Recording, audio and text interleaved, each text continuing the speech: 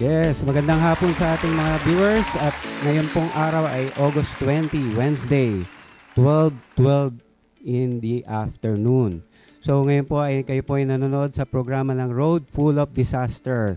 Ano po ang ibig sabihin po ng Road Full of Disaster? Siya po ay nagre-refer sa isang kalsada na nadadaanan natin na pwede natin maranasan like, na may mga natural or man-made disasters. Ito po ay yung mga bagyo, ulan, pagbaha, mga car crash, accidents, pagsabog ng bulkan, earthquake, yan, mga lindol, yan po. Ito rin po ay pwedeng maging double meaning sa ating buhay. Dahil alam po naman natin ang ating buhay ay makulay, di ba? So pwede po tayong minsan nasa taas tayo, minsan ay nasa baba tayo. Yung mga problema natin, di ba? May mga depression, problema sa negosyo, at syempre problema sa love life. Ayun po.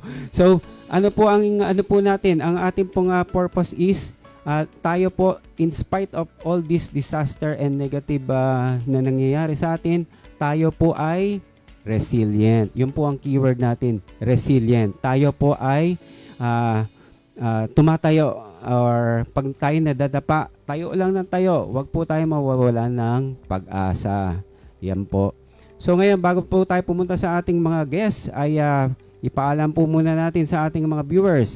Tomorrow is MMDA coding. Yan po, pakita natin, tech. Tomorrow ay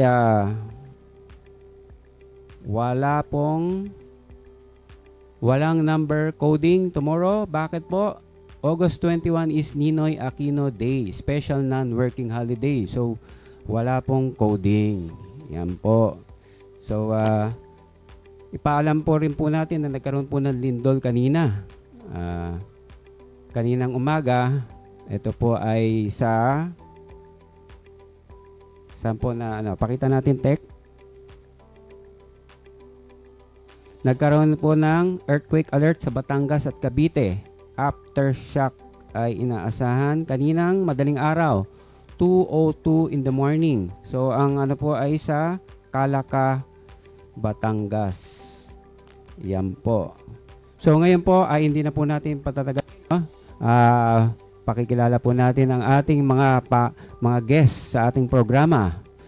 Simula po sa ating kaliwa, pakilala po natin ang ating sarili at ating linya ng trabaho. Mapagpalang hapon po sa lahat ng viewers ninyo ngayon. Ako nga pala po si Attorney Ace Randolph Furado and also a registered nurse. Yan po. Si Sir? Good afternoon everyone. I'm Edmond G. Villarreal, Principal 4 of Victorino Mapa High School in DepEd, Manila. Magandang hapon po sa mga nakikinig at sa mga nanonood po right now. My name is Sharian Priscilla, Membership Coordinator po from Fan Generation Department po. Thank you. Yes, magandang hapon. I'm Mr. Val Terence D. Cuajonco of the Philippine Red Cross Emergency Response Unit, Technical Officer for Operations. Okay.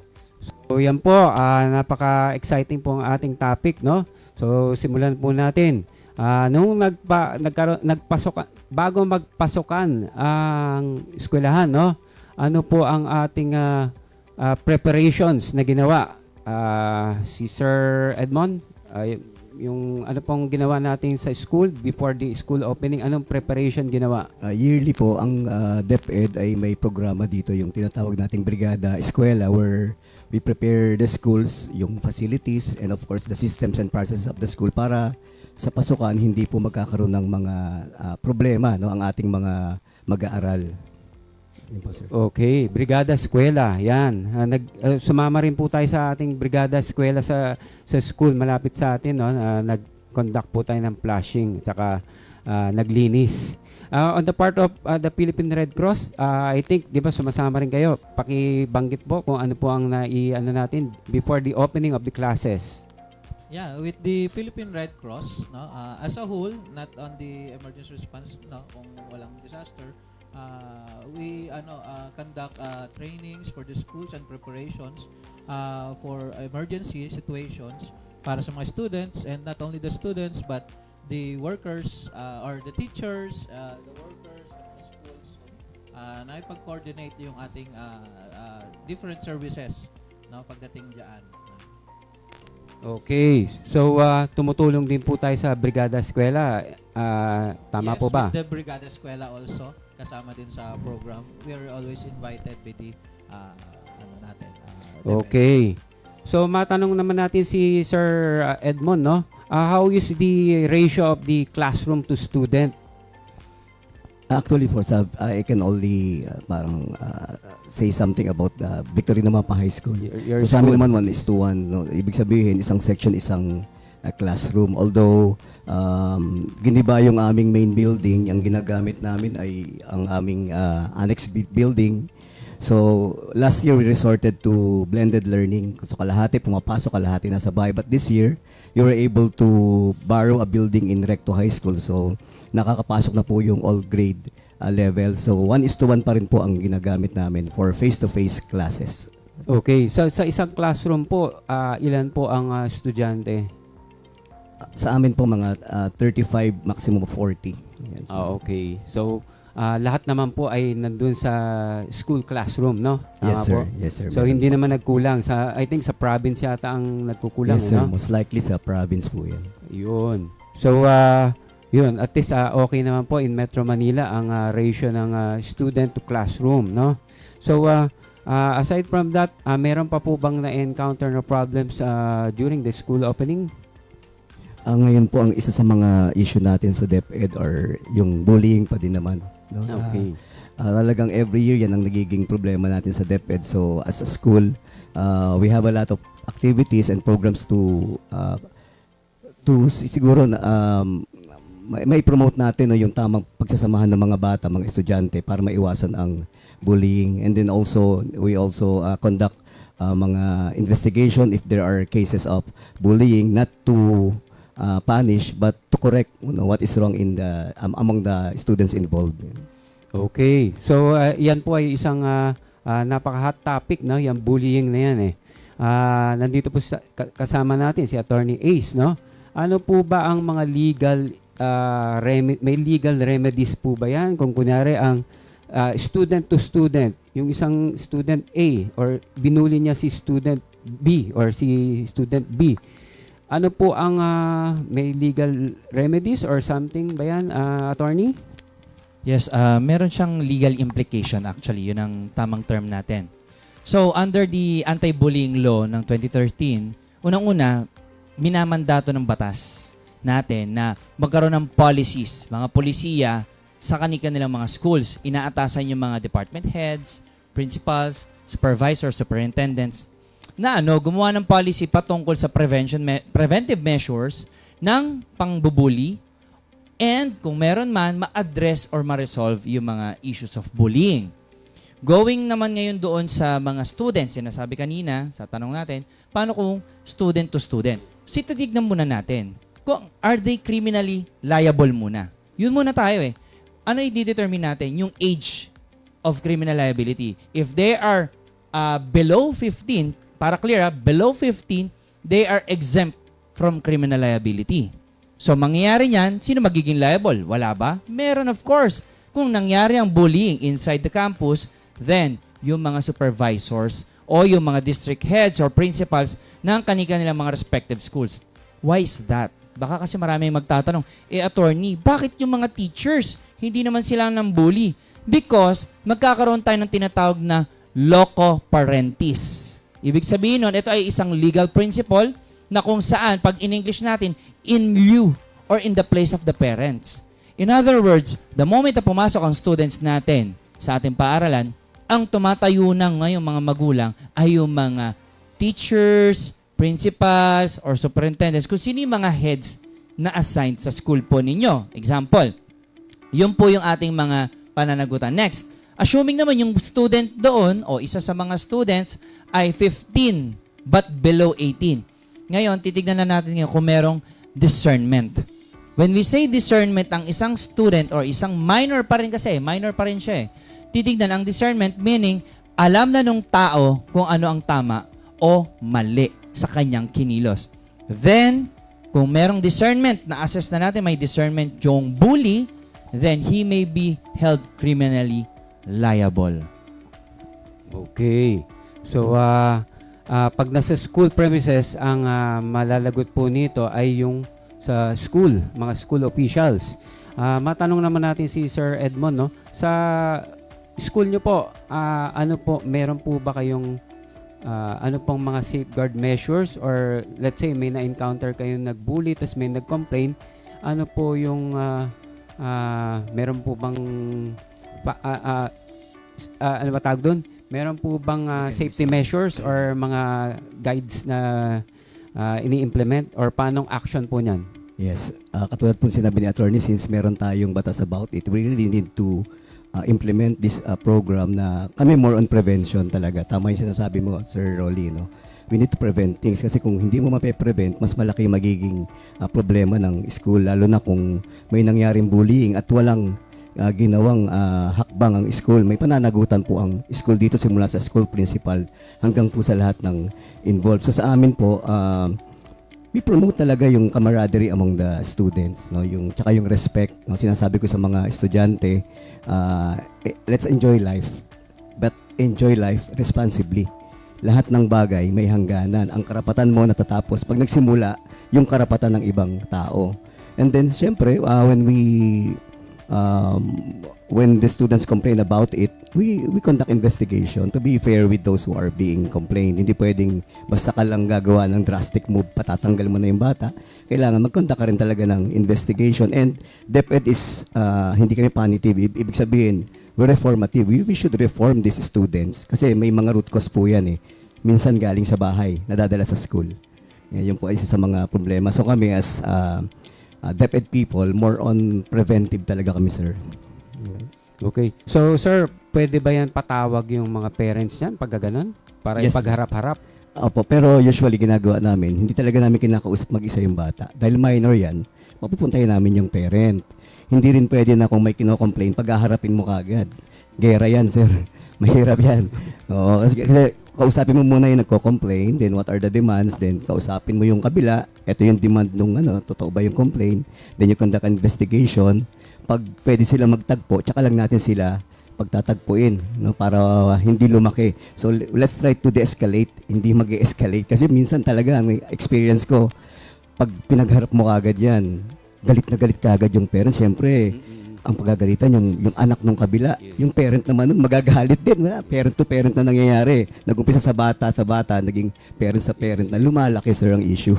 Yes, tama po yan. Tama po yan, sir. Siyempre, parang maano yung parents. So, bakit inaano mo yung anak ko? Kasalanan ng anak mo yan, di ba? So, lalaki ang issue, magiging parent to parent na yung away, no? So, mas maganda, tama po yung sinabi ni sir, i-check muna, student to student muna, no? Kung may i-resolve student to student, mas okay. Pero pag hindi kaya, tsaka na lang yung papatawag yung parents. Tama po ba? On the part na, ano naman po, no? Siyempre, pag binubuli ka, may social impact yan eh. Matanong naman natin ng Red Cross, meron po ba tayong programa na gano'n? Kunyari, yung mga nabubuli, siyempre, nagkakaroon ng mental health conditions yan eh. Meron po ba tayong program para sa ganyan? Well, with the Philippine Red Cross, no, so I can only say so much for the services because gano'n naman, all the services kailangan alam namin, no, within the Philippine Red Cross. So we have the social, we have the psychosocial, no, support na program natin na ginagamit, no, namin to reach out to those who are in need pagdating mentally. And then we have the Red Cross Youth naman for the programs ng mga bata, for the leadership trainings, para natuturuan natin ang mga kabataan to be future leaders. And ganoon din, kasama yung pagiging mabuting tao or magandang asal. So, yun yung mga services ng Philippine Red Cross. Kasama na rin yung first aid training with the safety services, na ini-impart natin with the students and the schools, na po pwede nating gumabay sa kanila. Kasi it creates discipline pagdating sa training or being trained, yung discipline na nade-develop sa bata.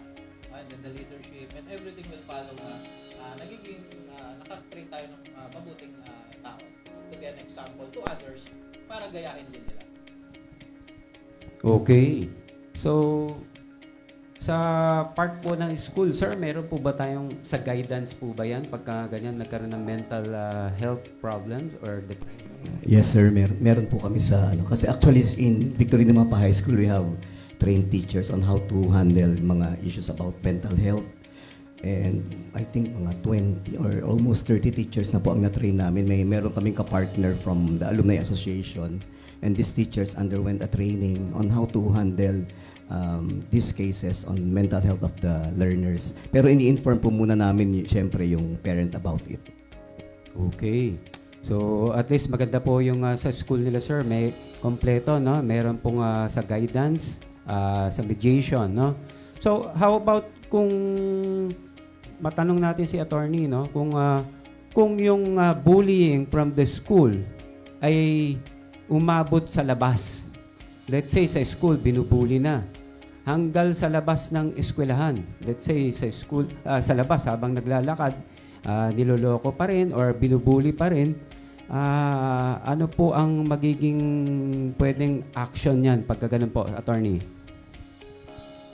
Pwede actually yan isumbong sa authorities, school officials, school authorities para mag-conduct ng proper investigation. Tama yung sinabi niyo po kanina. And then to determine sino ang liable sa dalawa o higit pang mga students na involved. Then after that, magkakaroon ng findings or ruling ang ating school officials whether to impose suspension or expulsion from the school. Pwede rin nila i-recommend yung blacklisting. Tama po, di ba? And then after that, kung halimbawa naman na walang mangyari, that's the time na mananagot syempre yung school officials natin. Pero again, going back, kung hindi naman po nangyari ang bullying incident sa loob or within the campus or within the area, then ang babalik na pananagutan po ay yung sa magulang ulit.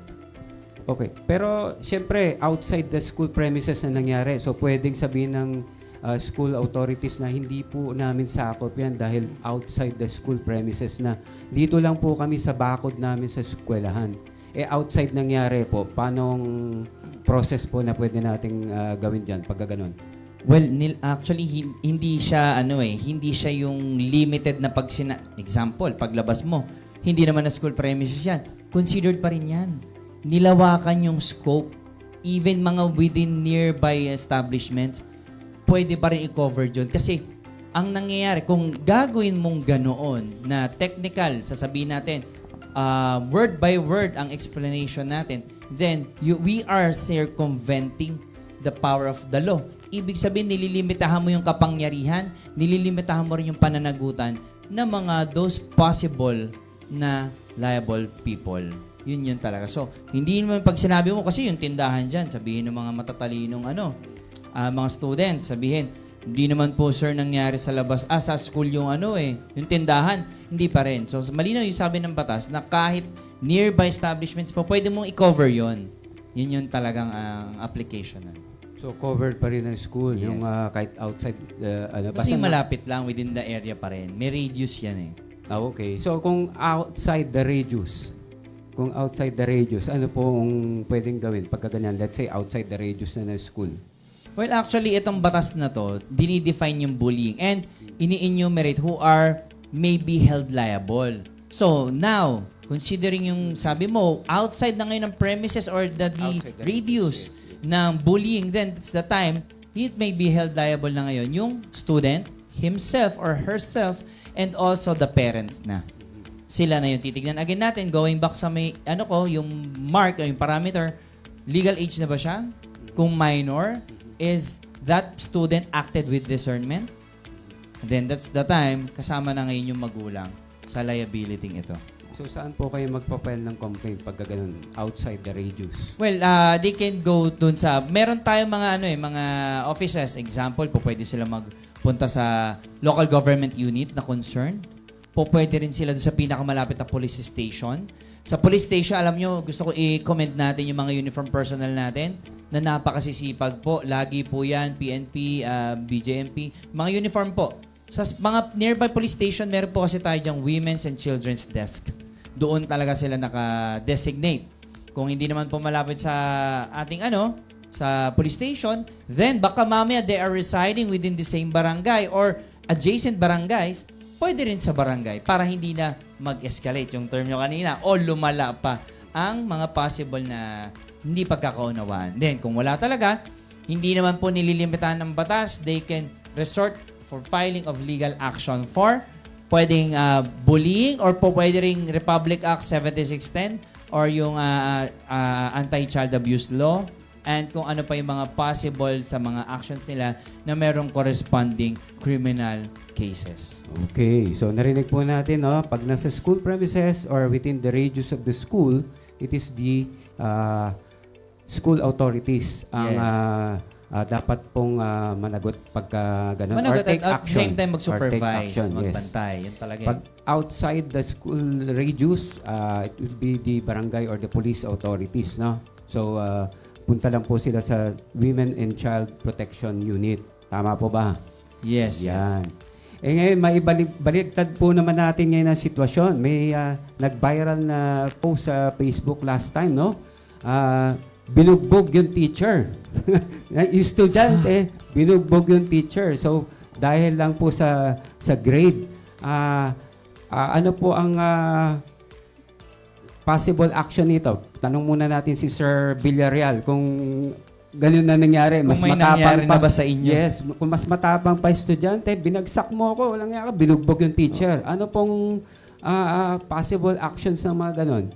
Sa amin naman, ako wala pa ako na experience na ganyan. Buti Mabuti na lang. naman no? po. Kasi baka pumalag ako, hindi. I mean, ano yun maraming pwedeng ikaso dinisrespect mo yung teacher. Di ba? Tapos sinaktan mo pa. So marami kang pwedeng maging kaso. Sususugan ko yung sinabi ni attorney, anong age na ba? Na-determine ba natin yung age nun? Baka, ano na yan, baka kumbaga may tahig na sa school yan. Baka masyado nang matagal sa school yan. Okay, most likely, there are some students na paulit-ulit kumbaga repeater siya. Tapos yung pa yung nagiging cause ng trouble sa school. Pag pinapunta mo yung mga magulang ng mga ganung bata ang hindi nagpupunta. Papatawag ka ng parent-teacher conference, ang darating yung mga parent ng mga responsible students. Pero yung parent ng mga ganun may problema tayong bata, hindi dumarating. Pag may nangyaring kaso, papatawag mo hanggang dumating yung point na pupunta ka sa barangay, dadalhin yung magulang para lang makausap mo kasi hindi talaga pwedeng i-handle or kausapin yung bata nang siya lang. Kailangan nandun yung magulang lalo na pag minor. Siguro kung sa akin mangyayari yun, talagang hingi ako ng legal advice sa ating lawyer kasi it's more of a legal matter na talaga, sir. Okay, attorney? Baka sa Red Cross natin may sasabihin.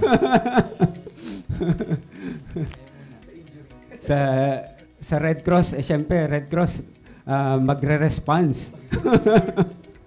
So, sino po ang sasagot doon? Yung expenses? Yung school po ba o yung estudyante na nakatira doon sa teacher? Well, sige. Sige kayo po. Red Cross muna. For that situation, no, we can only help pagdating dun nga sa first aid and the psychosocial support. Syempre, it's not only for the teacher but also for the yun nga, yung bothered na bata. So, para malaman natin ano yung root cause niya. So, same with the function ng school as a yung guidance council na lagi din akong namamasyal before, no, para matuto. And then yun yung may offer natin with the Philippine Red Cross kapag na-tap tayo sa ganyang mga situation. And of course, syempre, emergency response, yung pagkuha sa pasyente na nabugbog, no? If kinakailangan po na isakay sa ambulance, then we have over 100 ambulance sa buong Pilipinas. Ayan. So, attorney, yung legal aspects naman. Alam mo, masakit nakakadugo sa puso natin, di ba? Na kung sino pa yung mga nagtuturo ng magandang asal, nagbibigay ng mga edukasyon, sila pa yung nasasaktan o napapahamak, di ba? Ginagampanan. Bago ko sagutin, gusto ko po magpasalamat, sir, sa inyo, sa mga guro na nagbigay ng guidance sa amin. Kasi kung wala pong magagaling na guro na kagaya ninyo, principals, baka kokonti lang po ang doktor, abogado, mga professionals, di ba? Maraming salamat po. And ang tanong po ninyo, kung halimbawa ay yung student ang nambugbog sa teacher, the answer will be different. Ito po ay pwede siyang managot ngayon na tinatawag nating direct assault. Ang direct assault ay isang mabigat na criminal case or criminal offense. Bakit ko sinabi mabigat? Kasi yung pang-aatake mo ay ang tinatawag natin yan yung agent of person in authority. Bakit may ganun? Kasi ang teacher, kung pare-pareho na napanood, ang teacher kasi ay isa yung agent ng person with authority or person in authority. Sino ba yung person in authority? Sila yung may jurisdiction. Meaning to say, kayo pong mga principals, superintendent, at yung mga same level ng position ninyo. So dahil po itong teacher wala naman pong jurisdiction or power within the school, then we can safely say na ito pong teacher ay agent ng person in authority. Pero having said that, considered pa rin siya ng direct assault at ito ay isang mabigat na criminal case. Yan po.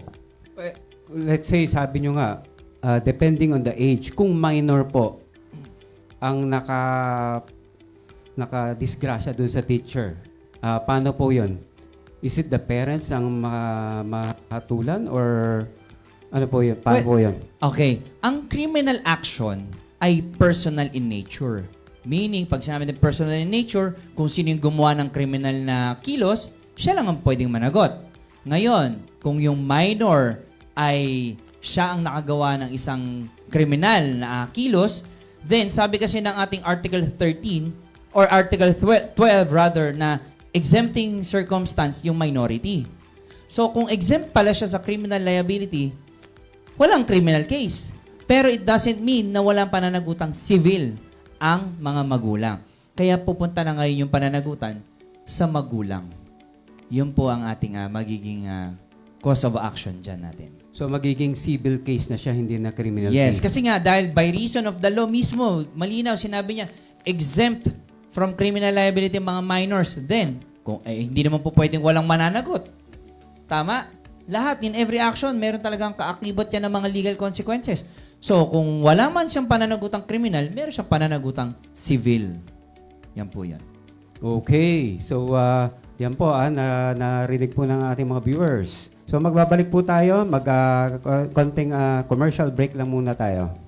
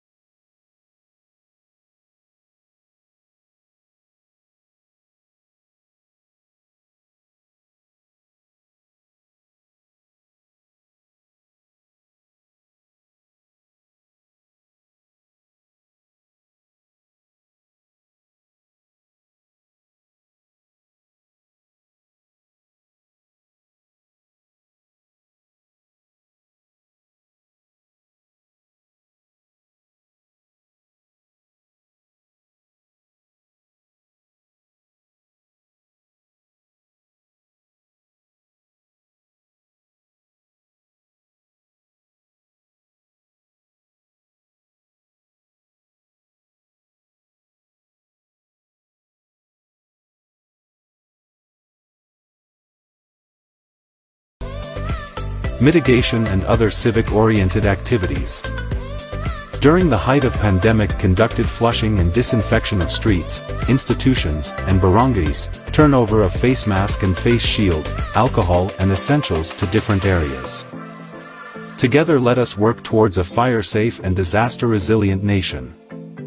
We are Federation. Okay, nagbabalik po ang programang Road Full of Disaster. bago tayo bumalik sa ating topic, ano lang po muna natin yung sa Ruby Tower. 57 years ago today, August 2, 1968. Sino pong nakakatanda po nyon? Tek, pakita po natin. Yan po. The 6-story Ruby Tower condominium in Santa Cruz, Manila collapsed like a house of cards during an intensity 7 earthquake. 342 people died and 151 injured. This was a wake-up call for the government's lack of interest in disaster management. With this, the creation of the National Committee on Disaster Operation, which afterward transferred its function to the newly created Office of Civil Defense. The Ruby Tower is a reminder of the ever-present danger from destructive earthquake. Yan po, August 2, 1968. 57 years ago na po yan sa mga nakakaalala po. Yan. Tapos pakita rin po natin yung ginawa po nating program and activities sa Victorino Mapa High School, yung basic life support. Ayan po.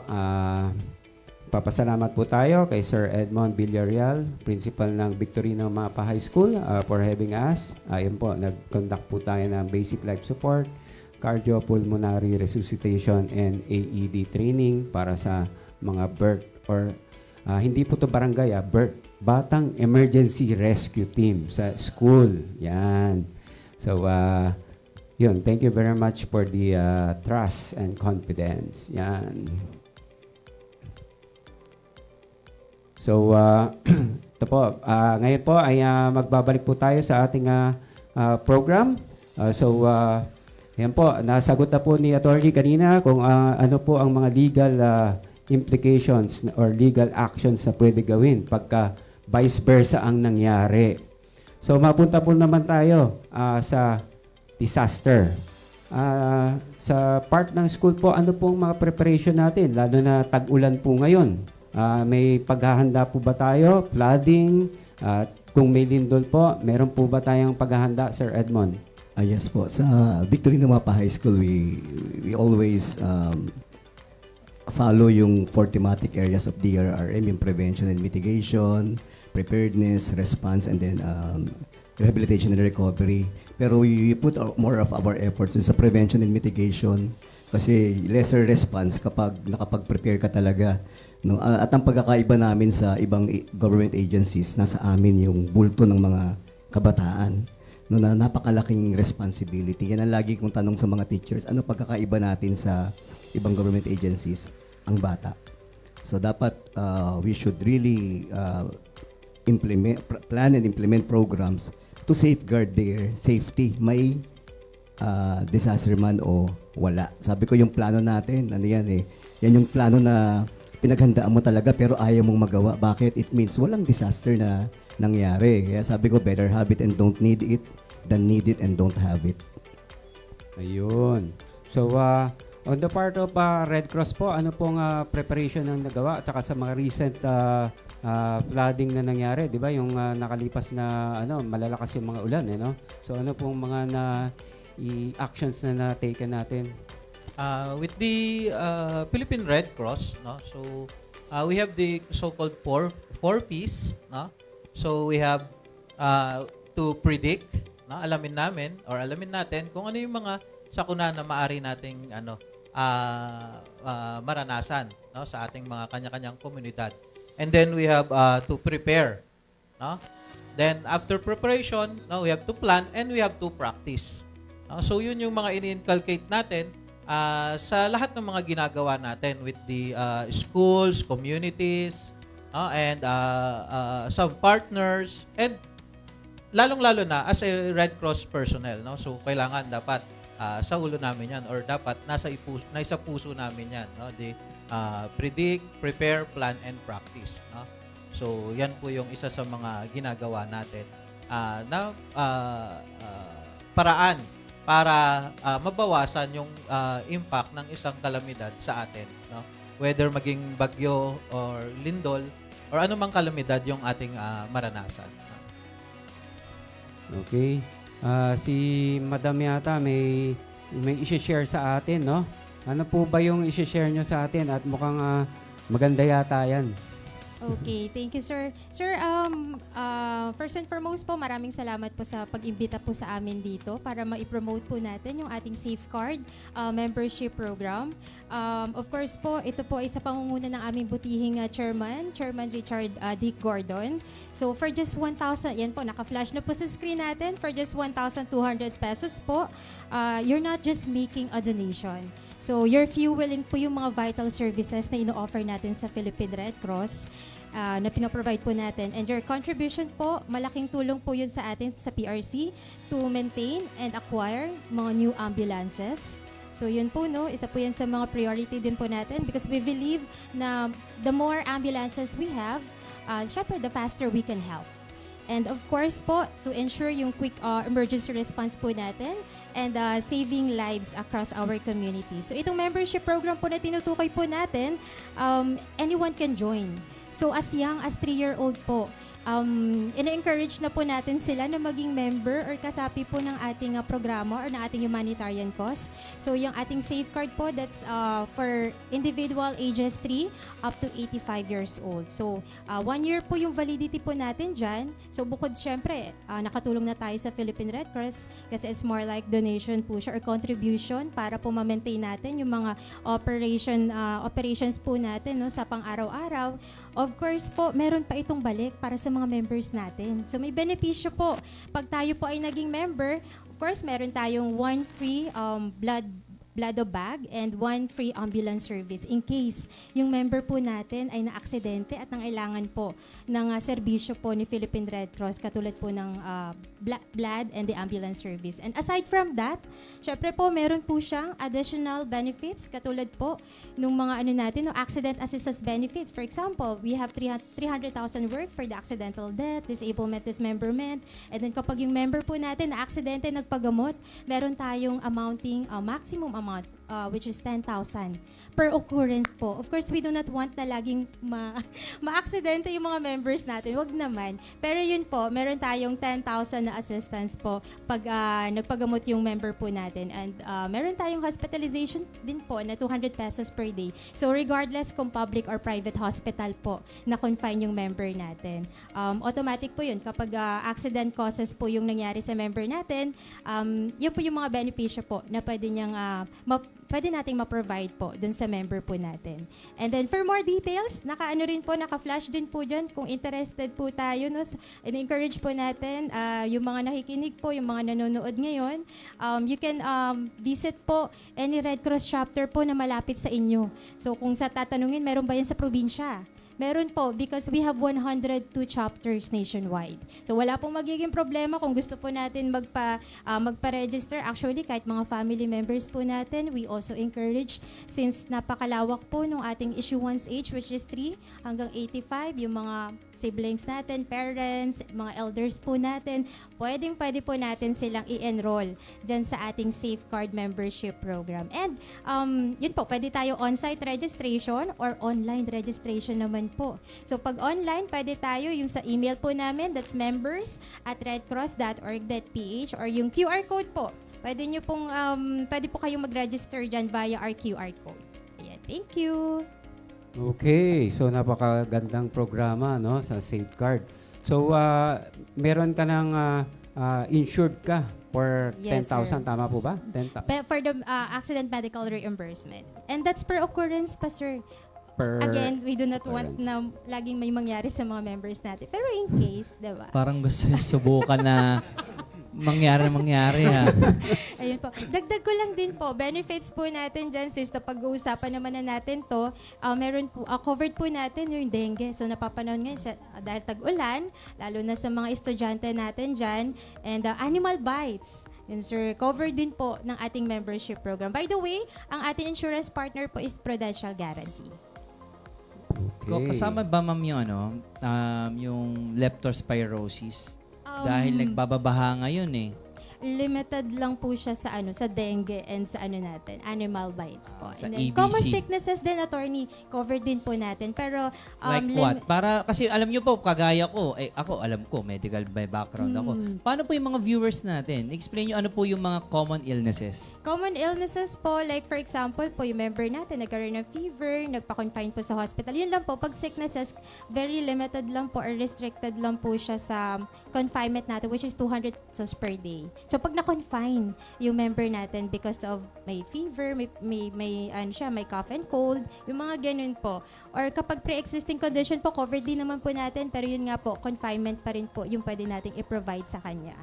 Pero pag yun po ay accident, no questions asked po, automatic po. And then, this program din po is perfect din po ito para sa mga natin, mga nagta-travel po natin, mga kababayan, mga commuters po natin, mga rides dyan. So, magandang po ito sa kanila. Magandang assistance po para sa kanila. Lalo na ngayon na tumataas po yung vehicular accident natin, yung mga road accident natin, di ba? So, yun po. Ayun. So, isang benepisyo po niyan ay yung pagtawag ng ambulance pagkakailangan ng mag-transport. Ng member po natin. Paano Opo. po niyan? Pag-process yan, tatawag lang po? Yes po, tatawag po sa natin, sa hotline po natin, that's 143, sir. Ayan.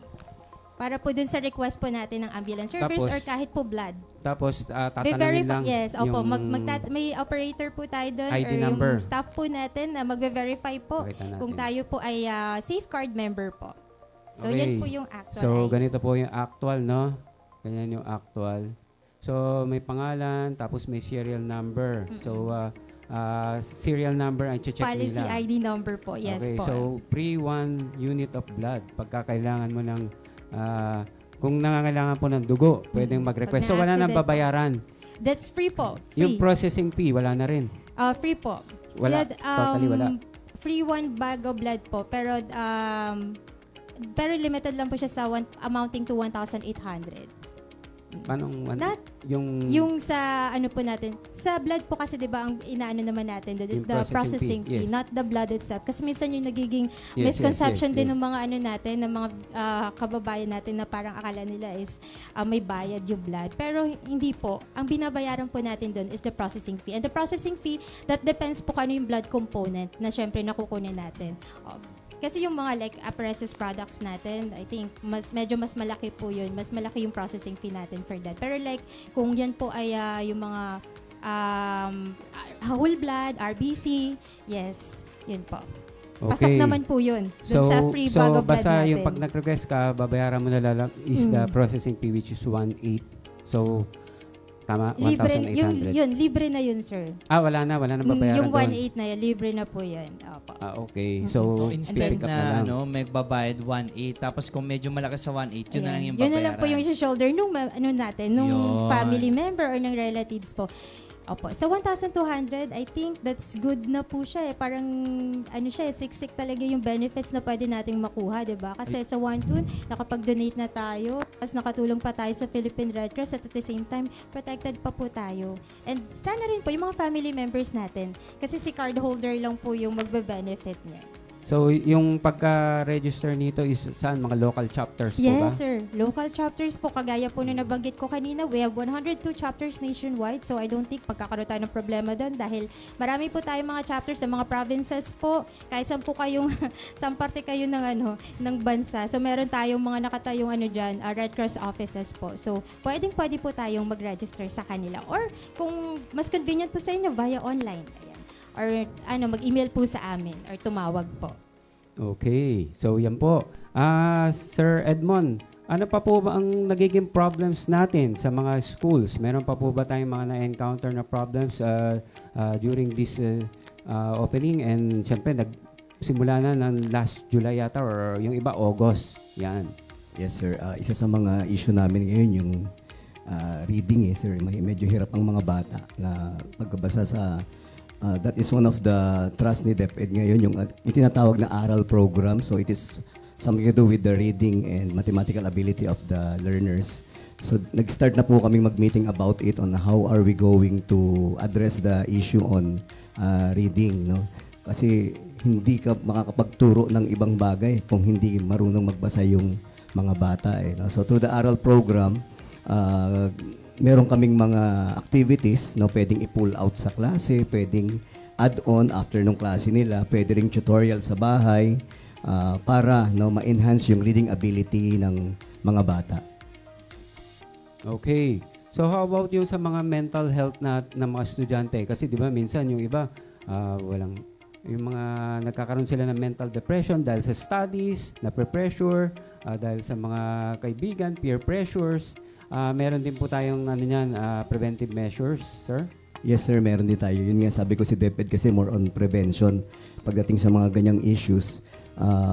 Sa Victorino Mapa High School, we had trained our teachers in handling these cases para sila ipagkatiwalaan ng mga bata kasi yung mga bata na ito mag-open lang sila sa mga taong pinagkakatiwalaan nila no? So if there's no trust at all talagang may hirapan tayo na ma-deal yung ganitong issue. So unang-una nag-establish ng mutual respect no yung at understanding yung bata at saka yung guro upang maproseso natin no ang mga problema na kinakaharap ng bata sa kasalukuyan. Okay. So, wala na pala yata tayong oras, no? So, napakabilis ng oras pagka mainit yung topic na dinidiscuss natin, pinag-uusapan, no? So, parting message or last message, attorney? Supportahan nyo na lang yung mga programa ng ating ahensya, ng Philippine Red Cross, at syempre ating DepEd. Diba? Yung mga mandato nila. At kung meron kayong mga legal concern, pwede nyo naman i-consult for free, pero online lang. You can check my Facebook page at Attorney Ace Randolph Forado. And tomorrow, meron po kami dito, i-promote ko na rin, meron kaming program dito sa EuroTV, 6 to 7 p.m. po yan. So, meron kaming bagong client guest na a-attend at mag-share ng kanyang legal issue. Ayun po, at maraming salamat po, Boss D. Sir Edmond? Pwede bang bumati? Yes po. Di batiin ko lang yung misis ko, baka gulpihin ako mamaya pag-uwi ng bahay, di ko siya Oo nga, binati. ako rin pala. Batiin mo, attorney. Patay tayo dyan. Binabati ko yung asawa ko, dyan ka lang, dito muna ako. Hindi tayo kasya rito Ayan, hi gangs. Si Kyla, yung aking daughter, tsaka yung father ko, no, na number 1 fan ko din yan. At tsaka yung mga taga-Victorino Mapa High School. Sa akin, ang gusto ko lang iwan talaga, it takes a village to educate a child. No? So, at most likely, ang missing link pa, yung kasama sa bahay. It's not the school. So we should work together. We should not work against each other kapag pinag-uusapan ay kapakanan ng mga bata. Yun lang po. Ma'am Charmaine? Okay. Yun po no, once again, we are inviting po yung mga natin, encouraging po yung mga listeners po natin or yung mga watchers po natin na i-like din po yung ating Facebook page, yung Philippine Red Cross, para updated po tayo sa kung ano yung mga kaganapan po natin sa PRC. At the same time po, nilalapit din po namin yung ating Safeguard membership program po. So, napakaganda pong programa ito para sa ating lahat. So, for more details po, pwede kayong tumawag sa aming office, membership office at 0906 0917-844-6025 or pwede po kayong mag-email po sa amin sa members@redcross.org.ph. Thank you po. Sir Bal? Yes, in behalf of our manager, Mr. Leonardo Ibajo, our chairman, Richard Dick Gordon, and our Secretary General, Dr. Gwendolyn Pang, no? Maraming salamat po sa pagpapaunlak dito sa amin, no, sa ano na to, no. Parting words lang po na maiwan namin, lagi yung sinasabi po sa amin or pinapaalala, we have to always have a kusang loob, malasakit, and kapwa-tao. So, yun lang po na ating laging tatandaan para po maging gabay natin, no, hindi lang sa ating sarili, para ganun din sa ating mga kasama. Yun lang po at maraming salamat. Okay. So, maraming salamat kay Attorney Ace Horado for gracing our program. Si Sir Edmond Villarreal, very busy po to. Ito po tinatawag na Iron Man ng DepEd. Si Ma'am Charmaine Presida. Yan. Bal Terence of the Philippine Red Cross at ang mga kasama niya si Stephen Clark, Prendel Dage at Tala Ruel. Tama po ba? Hindi ko mabasa parang doktor . And of course, ang ating kaibigan, si Leonardo Ebajo ng ERU. Sabi niya siya pupunta eh. Okay, tsaka si Ma'am Sec Jen Gwenpang, kumusta po? At kay Chairman Richard Gordon. Maraming salamat sa Philippine Red Cross for giving the time, no? Ayun. At para sa pagtatapos po ng programang Road Full of Disaster, magbibigay po tayo ng isang maliit na quote. The root of education are bitter, but the fruit is sweet, sabi ni Aristotle. So on behalf of the Road Full of Disaster program, ako po si Rolly So at ang aking partner si Mimosa Panlaki na wala po ngayon at very busy. Maraming salamat Chairman Danny Mangahas for having our program at see you again in our next episode. Bye-bye!